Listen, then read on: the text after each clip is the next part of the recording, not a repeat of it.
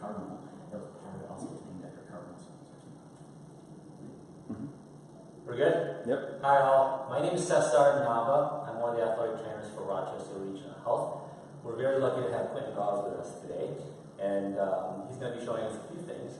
But before we do that, why don't you meet the rest of the team? Hi, my name is Joe Trabati. I'm the Director of Physical Therapy for Rochester Regional Health and a physical therapist. And of course, my name is Quentin Gause, and I play for the Denver Broncos. And I'm so glad Rochester Regional Health is here today, and we're going to go over some stretches and how to warm up as an athlete. So what we're going to do to start off first is we're going to work on the IT band.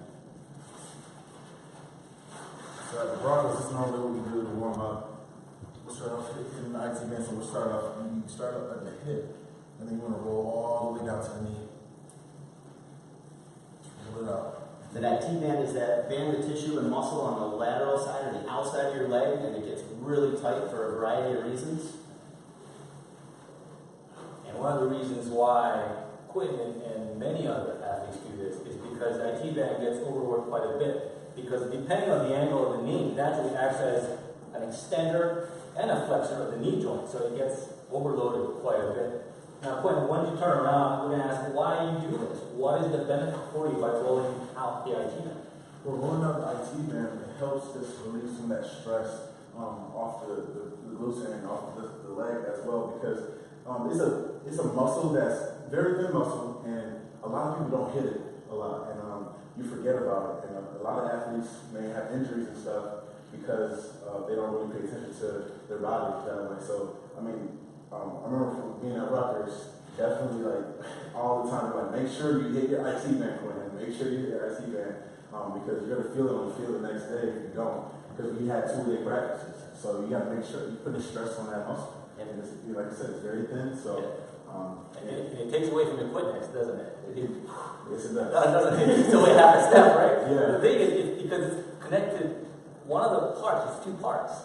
It's the glute. And Joe, want to comment on that? Yeah, if the glute gets weak or fatigued, and this happens a lot with runners, with football players, if you don't have good conditioned glutes, everybody thinks, oh, I gotta have strong abs. That's important, but you also have to have good core strength in your glutes as well. If you don't, what can suffer is your knee or the IT band gets really tight because it gets overworked and overloaded. So that's one of the ramifications of not having strong glutes. Glutes are real important, guys. Talking about glutes, let's hit the glutes. So, Let's get the glutes. So, also, yeah, we'll just do a nice simple glute stretch. So just put my right leg over my left knee and start rolling it out slowly. And same amount of time, 20 to 30 seconds. Usually longer is better whenever you're stretching. Whenever you're trying to release a muscle or stretch a muscle, longer is usually better.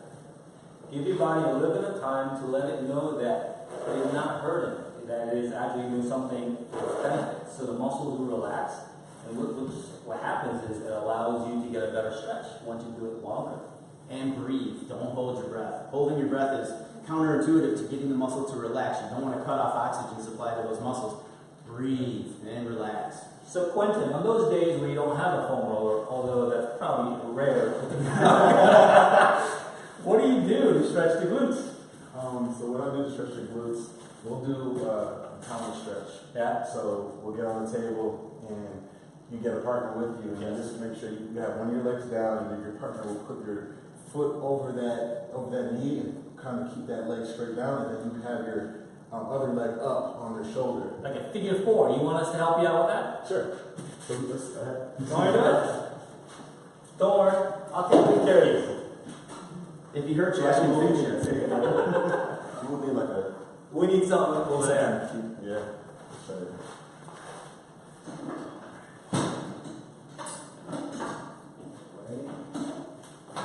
Hold on.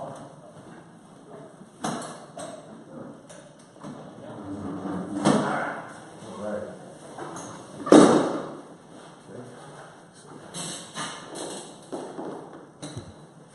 Right? You push down on this, and then hands behind your knee. Relax. Push back a little bit. Now we can do fancy stretching, contract, relax, contract, but let's keep it simple, right? Keep this down and push towards your hip until you feel tension. And you tell me, the very important thing with stretching is communication, right? Right. So once that tension relieves, you tell me, oh, it feels good, then you go just a little bit more, right? So it feels good right now. You can continue going. Thank you. Very flexible. And I'm using my chest. Still good. Still good? Yep. Keep going. So the beauty of this stretch too is right now Quentin's getting his glute stretched on the right side, and on the left side, it's his hip flexor. Also a really tight muscle, because if you think about soccer and football players, they're constantly doing this type of motion. So these hip flexors get really, really tight, which can set up a whole host of other problems. But if you stretch out your hip flexors, that helps prevent injuries as well. So Cesar's getting both muscle groups with this one stretch. And it's always good to do both sides. And don't be afraid to get your shirt dirty. Always make sure, try to keep this level. Yep. Keep things nice and straight so you're not turning out this way. That's true. Push it down, and lean slow until he tells you, or she tells you to stop. Keep going. So again, left glute's getting stretched here, and then the right hip flexor or psoas muscle is also getting stretched at the same time. And it's real important, like we were saying before about breathing. Quentin can't hold his breath. He's got to breathe and relax. And then the other things that I was watching too is making sure that his low back doesn't arch up. Making sure he's making contact with the bench or the table he's lying on. If he arches his back, that's cheating, guys. You can't cheat. That you get a more efficient stretch if you keep your back down and breathe. Relax. So there shouldn't be any, you shouldn't be able to basically put your hand under my back. There Correct. should be like a credit card. Yes, exactly. Yeah. Well, credit cards are the fit. But if you're the stretcher, you can also tell what side is it more flexible versus the other. Right. So you can tell your partner, hey, it's a little tighter on this one side. You can work on that a little bit more. So which side right now? Would you Right now, your right side is a little tighter than the Right left side. side. You got it? Thank you. Appreciate it. Anytime. Good stuff. So what else do the Denver Broncos stretch out with? So what else we do is hamstrings. Okay. Yep. So we'll hit our hamstrings. I mean, this is normal, simple hamstring. Roll out. Slowly. Same thing like from your knees all the way up to your glutes. Just for your glutes. Just roll it up. I worked out yesterday too, so my Awesome. You guys hear about pulling hammies all the time. It definitely, it's a common injury. And again, some of it can happen. You can overstress your hamstrings. You can strain them because muscles can be tight on the front, so that your hamstrings have to bear that load. Weak glutes. There's a whole host of things that can lead to a strained hamstring. Dehydration, you gotta stay hydrated, multiple things, but you gotta maintain that flexibility. Quentin knows you gotta have good flexibility in those hammies, especially if you're a linebacker chasing somebody down, right? It's true. Because if you pull a hammy and then somebody scores a touchdown, it doesn't look good. Yeah. What would you guys say about just the aspect of hydration and being able to have enough salt in your body? Because when I played here at Kearney, I had some games where I would cramp up. And it would be very bad. And they had mustard. The pickle juice? The pickle juice and mustard. I had to get that during the game. Right. What did you guys say about that? What do you think, Cesar? Well, sodium is very important. It's, the muscles work on a sodium-potassium pump, so you have to have sodium. Too much of anything in the body doesn't do any good. Right. So just chugging down pickle juice, first you have to think, well, is the body going to absorb it? Or are you just going to pee it out, right? Mm-hmm. Two, how much sodium? It's a guesswork, so it's not the best science-wise. But as far as if you eat a healthy diet, right, you don't take too much salt, you can have it tested, you can have a blood drawn, and that's really the only true way to test what your salt concentration in your blood is. Mm-hmm. But pretty much everything else, I mean, there are recommendations by the National Athletic Trainers Association as far as salt, and there's many available information on the web. But like I won't tell you how much salt to take because everyone's different. Right. Everyone's different. You know you're dehydrated when honestly you're urinating and your urine is not clear. And athletes don't remember that a lot of times. And if it's a bright color, that means you're dehydrated. You're not taking in enough fluids during that event or even after that event. So gotta stay hydrated. It's one of the main causes for a lot of injuries and cramps and different things. What would you guys say as an athlete, if you have let's say an NFL game, game's on Sunday, and normally we begin our week on Monday, we'll go over film, and Tuesday's off, and then Wednesday is really when our practice. When should we start really hydrating a lot for that game? Because some guys may forget to drink more soda than water. So when should they really start hydrating for that Sunday? You can do right afterwards. It depends. As a rule, most people follow 1 pound, 16 ounces of fluid. Okay? If you weigh yourself prior to, which most of you guys probably don't, unless you're skill guys, you should really weigh yourself before games, because then you'll know how much weight you lost, because there's no fat on you. So every ounce that you lose is mostly fluid. It's always good to have a baseline, right? So if you're one of the bigger guys, you lose. I've had guys at Temple University lose 7 pounds after one practice. So as a rule, every pound you lose, right, 16 ounces of fluid. Okay. National Athletic Trainers Association say that anything with carbohydrates, the sports drinks, if you're going to drink anything other than water, keep carbs below 8%. Okay. Right? Data proves that anything below 8%, your absorption rate is really good, right? And then, but if you're not going to work out more than 50 to 1 hour at high intensity, water is going to be fine. But as far as your question, start hydrating right after the game. Right after the game. They normally give you recovery drinks, don't they? Yeah. What's on the sidelines for the Broncos? Is it Gatorade? Yeah. So we have Gatorade.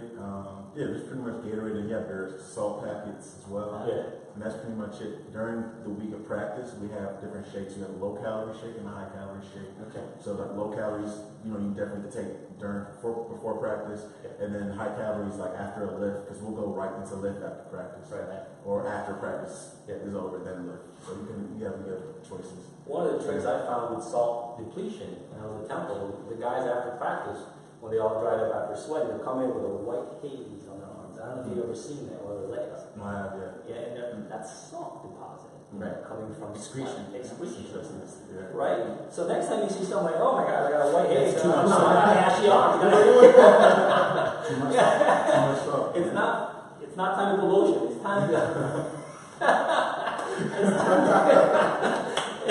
It's time to Decrease the salt. increase the salt and replenish. Yeah. Now we talked about hamstring. Joe, want to show us how to hamstring stretches? One of the best ways to stretch hamstrings out. How do you guys do it? How do the trainers stretch you guys out at the Broncos? So hamstring stretch wise, we'll do more like let's see. Come over here. Okay. So what we'll do is Have your partner. have your partner face the back leg. So grab this leg, this leg. So you're doing quads, right? Yeah. Actually, we'll do it one time. Actually, this is quad. You want to do the quads first? Sorry, do the quads quads first. first. Yeah. So you'll just pull it all the way to my blue. Tell me when to stop. We can keep going all the way.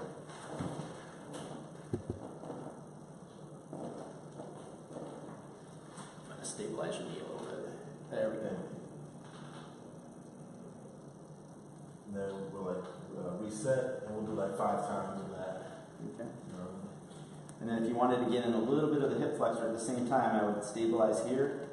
And I can also just get a gentle lift up on his knee and hit the front of his hip as well. Your quads, they extend your knees, but their secondary job is to flex your hip. So when we usually stretch in the clinic, when we stretch somebody's quads, we stretch their hip flexors too. Right. All right, what about the hamstrings, Quentin? So we'll keep it very simple. With that, we'll use a power plate. So we'll have a styrofoam ball, and we'll be on the power plate. So if you guys don't know what a power plate is, basically it's a machine that just vibrates, and it basically helps your blood flow. So it moves the blood around, and you will feel like an itchy feeling. So sometimes when you get up off of it, you're like, I can't itch so bad. But it's your blood moving around, and that's a good thing. So when you go on the practice field, it's kind of like you already warmed up by running or whatever. For you guys that don't have the power plate, why don't I show you one that they might be able to do at home? Yeah, So actually, go ahead and sit if you don't mind. Put your right leg out in front of you. Leave your left leg off. Scoot back a bit so your heel is on the table. And this really isolates, and actually scoot a little more so your heel's on the table. Okay, good. This isolates the hamstrings. We all know that old-fashioned gym class stretch where you're trying to get your head to your knee, grab your toes. That doesn't isolate your hamstrings. This isolates your hamstrings much, much better. So you're going to tighten your abs, and I know you got a six-pack there. Tighten those abs back straight. Now just gently, keeping your abs tight, lean forward a little bit at your hips. Instant hamstring stretch. There you go. Keep it back straight. Don't round it. There you go. Keep those abs tight. You get a really good hamstring stretch. It really isolates the hamstrings much, much better. Yeah. And again, longer is better. Don't bounce. Don't hold your breath. Very nice. I knew you were going to be flexible. That's one important thing. Definitely like taking yoga classes, even ballet classes, like staying fluid, you know, keeping and just caring about your body. You know, that's the most important thing. Because there's a lot of guys that are tight, and it's what you eat. It's a lot of different things. But really just trying to make sure you know you're not going to be hurting yourself on the field if you take a wrong step and it's like, oh man, my ACL, you know, that's because you probably didn't stretch or there's something that you did wrong during the season, right? Yeah. So very nice. Keep those abs tight. There you go. Back straight, abs tight, and breathe. Very nice. That really isolates the hamstrings. That's pretty good, Clint. Toes up. There you go. Very nice. Good. So, Wrap up? yeah, so let's conclude. Let's conclude with that. We spoke about. So we talked about the IT bands, we talked about the glutes and the hamstrings, and we did a little bit of quad action as well. And, you know, as an athlete, you got to make sure, I mean, it's so many other things we didn't hit, but like as an athlete, you got to make sure you just really take care of your body and really hit every aspect of it, because if you don't, on the field, you will pay the consequences. If it's football, if it's baseball, if it's basketball, whatever it is, you know, it's 2017, guys. Like, you know, there's so much science out there now that is proven to, you know, really get your body at its best point. And everybody's body's different, but you know what? Like, if you know your body, that's the most important thing. You know, Stay hydrated. Hydration too. Right. Remember, strength is your number one protector. And flexibility. Again, Rochester Regional Health, guys, thank you so much. I really appreciate you guys. Thanks for having us. We appreciate it. Thank you very much. And remember, July 21st, that's a Friday, the Quentin Gause Rock the Night football camp is from 4 to 8:30 p.m. Come out. It's a free camp. Bring the kids. Go to QuentinGause.com to sign up.